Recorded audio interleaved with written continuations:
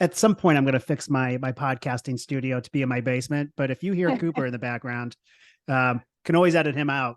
But Hey, inclusive. That includes dogs, of course.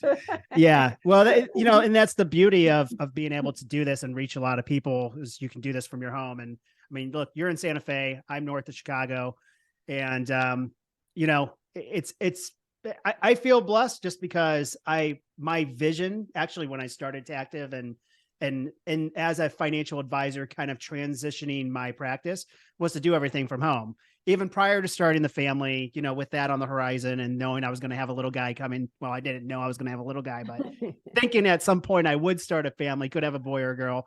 The goal was to sit here and work from home. And that's what we get to do now. And COVID definitely changed that for everybody.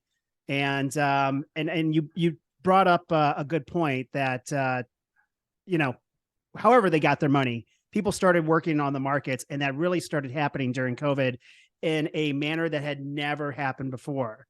I mean, it was unprecedented what was going on with, I actually think Robinhood was a good thing, so you could say yes or no on that, but I think it brought a lot of people into the retail market because it made it accessible and easy, where a lot of times maybe they thought it was too, I mean, it was scary to go down to Merrill Lynch or your local bank or go to Morgan Stanley. Half the time they wouldn't even take you because you didn't even have enough money.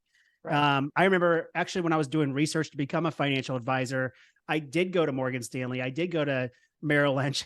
I gave them the story that I just inherited a bunch of money from my grandparents and I needed something to do with it. And it was funny, if I walked in originally, they looked at me and they pretty much just assumed I had no money, which was true because I was giving them a story just to do my research. But at the same time, as soon as I changed and said, oh, I inherited $500,000, it was like, oh, well, we can help you. And that's our minimum. And